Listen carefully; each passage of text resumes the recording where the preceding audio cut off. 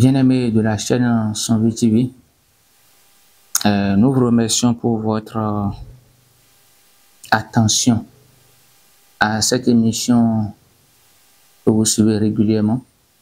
Aujourd'hui, nous allons nous entretenir sur le thème les avortements. Les avortements, c'est une préoccupation qui prend de l'ampleur dans notre société.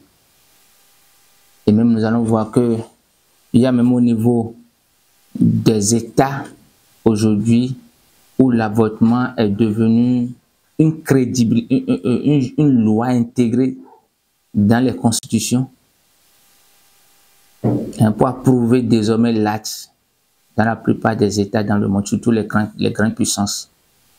Et on va se demander, mais pourquoi une telle chose? Chez nous, la loi n'a pas encore autorisé cela, mais clandestinement, ça se fait. Et il y a plusieurs manières pour le faire. Il y a dans les hôpitaux, et même des gens qui le font chez eux aussi tranquillement à partir des médicaments. C'est devenu un plaisir. Mais ce phénomène a fait traîner des destins, a fait ralentir des destins sans qu'on le sache. Et c'est devenu une pratique monnaie courante dans notre société. Or, l'avortement, c'est comme de l'assassinat. Toute personne qui occasionne un avortement n'est pas loin de quelqu'un qui tue son prochain. Et dans les recommandations de Dieu, les 10 commandements de Dieu, Dieu va rappeler ceci. Tu ne tueras point. Et donc, on apprend par exemple que quelqu'un a tué son prochain. Il y a comme une frayeur qui nous emballe. Mais lorsqu'on va faire un avortement, ça ne nous dit rien. On devait être emporté par cette même frayeur-là lorsqu'on apprend que quelqu'un a tué quelqu'un, son prochain. Lorsqu'on apprend par exemple qu'il y a des accidents où il y a des morts, ça fait pleurer. Ça fait lamenter les cœurs. Mais lorsqu'on apprend que des gens ont fait des avortements, ça ne nous dit rien. Alors qu'ils ne sont pas différents en réalité. C'est peut-être les manières dans lesquelles les événements se sont survenus qui sont différents. Donc, est-ce que nous devons continuer dans cette pratique-là? Est-ce que nous allons continuer par se comporter de la sorte? Ce qui est marrant, c'est le chrétien qui occasionne l'avortement. C'est le chrétien qui tout plaisir à aller faire cet avortement, peut-être sous des contraintes liées à des questions de société, d'ordre social, etc. Même dans Deutéronome 5, verset 17, il rappelle la même chose. Tu ne tueras point. Ça fait partie des 10 commandements.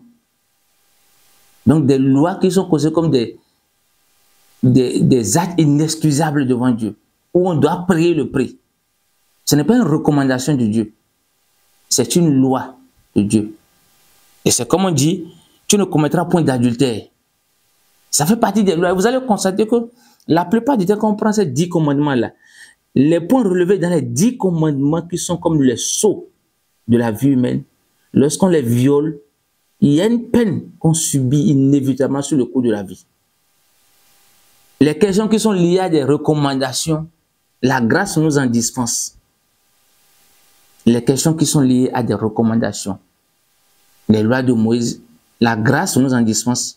Mais les questions qui sont liées aux 10 commandements que Dieu a institués, inévitablement, quand on viole ces principes-là, on paie le prix. Et je voudrais que nous comprenions à partir d'aujourd'hui que quand nous occasionnons un avortement, nous ne sommes pas loin de quelqu'un qui assassine. Nous ne sommes pas loin de ces gens-là qui s'érigent comme un donneur de leçons pour assassiner d'autres vies. Si tu l'as déjà fait une fois dans ta vie, alors remets-toi en cause. Et je dis souvent une chose, si vraiment nous ne voulons pas d'une grossesse, prenons les précautions qu'il faut pour éviter que cela n'arrive. Mais lorsque cela arrive, faisons le nécessaire pour l'entretenir. quel que soit le prix à payer. Des parents n'ont pas eu des moyens hier, mais ils ont fait des enfants. Ces enfants sont devenus grands. Et ils sont devenus de très grandes personnes dans la société. Si ces parents peut-être avaient dit hier qu'ils n'ont pas les moyens, qu'ils allaient voter, est-ce que cet enfant qui est là, peut-être serait aujourd'hui là en train de peut-être de nourrir des milliers de bouches? Je suis pour le contrôle des naissances, la limitation des naissances. Je suis pour, mais je ne suis pas pour les avortements. Chrétiens que nous sommes, nous ne devons pas tolérer ce principe-là. Même si un jour la loi venait à favoriser l'avortement, à légaliser l'avortement dans notre pays, nous, chrétiens que nous sommes, devons comprendre que ce sont des choses qui violent les alliances avec Dieu. Et nous devons tout faire pour limiter ces comportements-là dans nos vies, éviter que cela n'arrive. Si nous ne voulons pas nous retrouver face à ces conditions, alors comportons-nous autant que ce peut pour éviter que cela n'arrive. Mais quand ça arrive, supportons. Parce que le plus important, c'est l'avenir. Les questions immédiates ne sont pas très importantes dans nos vies. C'est l'avenir. Quelles que soient les décisions que nous prenons immédiatement, le plus important, c'est de regarder l'avenir dans la décision que nous prenons. Doit-on continuer par à voter? Je voudrais que dans les églises, que cela soit rappelé à chaque fidèle. Les avortements ne sont pas une bonne chose. Celui qui fait qu'occasion des avortements n'est pas loin de quelqu'un qui assassine son prochain. Et la belle preuve, quand l'avortement arrive, imaginez un peu, ce n'est pas comme le feu chez les oiseaux. Quand la femme va faire l'avortement, elle subit des écoulements de sang. Il y a des conditions. Quand c'est une perte de grossesse, c'est différent. Quand on se retrouve dans des conditions où il faut sauver un enfant, il faut sauver l'un des deux, la femme ou l'enfant, il faut alors peut-être faire un choix, ça c'est différent. Mais lorsqu'on n'a pas de problème, et que c'est à cause des conditions sociales, on arrive à occasionner de telles choses, c'est un péché. Lorsque la question vitale n'est pas engagée, c'est un péché. Que Dieu nous illumine. Amen. Par rapport aux États qui ont initié ou légalisé l'avortement, nous allons constater que l'Occident est en perte de vitesse. En perte de vitesse en tel sens que l'éducation de base a échoué. Et depuis des dizaines d'années, l'instauration des lois et de certains tests, de certains accords, s'inscrit dans la logique de nous déstabiliser aussi dans la zone Afrique en termes d'éducation.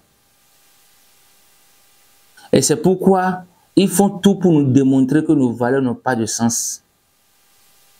Parce qu'ils sont perdus. L'État, dans ces pays, ne se retrouve plus en mesure de contrôler la vie de ses citoyens, la vie morale de ses citoyens.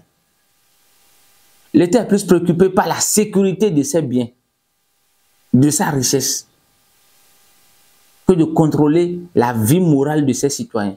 Or, c'est de cette base-là que l'État devait se fonder. Donc, en légalisant l'avortement, l'État provoque un choc futur. Et vous allez voir que c'est ce qui fait que dans certains États comme cette puissance-là, il y a une sorte d'instabilité permanente qui est là.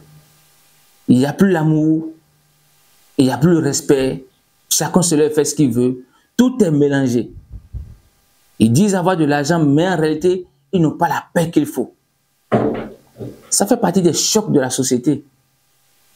Parce que les avortements sont considérés comme des sangs versés, des sangs innocents qui sont en train d'être versés. Or, Dieu dit quoi? Si jamais le sang innocent tombe de ta main, il dit qu'il va tirer vengeance de toi. Maintenant, pourquoi les avortements sont devenus monnaie courante dans notre société? Cela aussi fait partie d'un défaut de responsabilité des concernés. Vous voyez une femme qui est enceinte par un homme et qui disparaît et qui ne réapparaît plus, laisse la grossesse à la charge de la dame elle accouche, elle supporte seule l'enfant. Pendant ce moment, le monsieur court encore derrière une autre femme et nargue celle-ci et ne s'assume pas. Et donc, ce phénomène s'est répété. On a vu des fois où même des hommes sont partis de la maison, laissant femmes et enfants sans savoir comment ils vivent. Et lorsque d'autres femmes vivent ces situations-là, on a vu dans des cas où, par exemple, la femme a fait un enfant, l'enfant n'avait pas atteint 6 mois, quand elle a quitté la maison, elle a laissé le bébé à son mari, elle est partie. N'eût été les parents du monsieur, ils seraient en difficulté pour entretenir cet enfant-là. Dans ces conditions, vous voyez les difficultés que ces personnes vivent dans des situations pareilles. Il y en a qui estiment qu'ils ne vont pas l'accepter, l'admettre. Et donc, elles tombent enceintes, à moins d'erreur, ils courent pour l'avortement. C'est parfois même l'homme qui demande à la femme d'aller avorter parce qu'il n'est pas prêt. Vous n'êtes pas prêt, et pourquoi vous passez à l'acte? D'abord, vous passez à l'acte, pourquoi vous ne prenez pas des précautions? Donc, ce sont des conditions à un moment donné qui ont renforcé ce phénomène dans la société. Parfois, d'autres disent, je ne veux pas que mes parents soient informés. Parfois, je n'ai pas les moyens nécessaires qu'il faut. Parfois, je suis en train de faire quelque chose, mais je suis dans une logique. Parfois, il y a plein d'interrogations. Il y a plein d'arguments qui sont donnés. Mais on n'arrive pas à trouver la formule qu'il faut. Et après, on enchaîne avec des difficultés de la vie. Et au lieu de comprendre que nous avons commis un meurtre qui nous réclame vengeance, on pense que c'est le sorcier qui nous en veut. Ça fait perdre des opportunités à des gens dans la vie. Il y en a même à cause de cet avortement n'ont plus la chance de tomber enceinte. Ils font tout en vain. Il y en a même à cause d'un seul avortement n'ont plus jamais la chance d'enceinte une femme. Ils ont fait tout ce qu'ils peuvent. La médecine moderne, traditionnelle, mais rien n'a pu être en leur faveur. Parfois, les avortements faits, ce sont des conséquences qui retombent sur la vie des enfants. Alors, la question de la responsabilité est un jeu.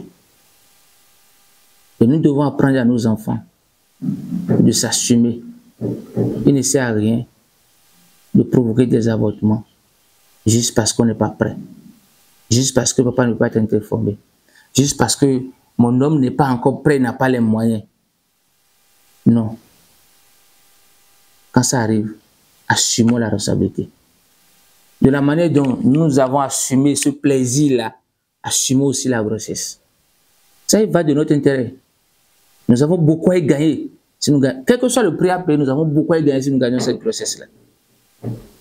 Et donc, ne regardons pas ce qui se passe dans les pays développés, en tout cas les autres pays où c'est légalisé. Ne regardons pas les gens qui en font un plaisir dans leur vie. Mais pensons un peu à l'avenir.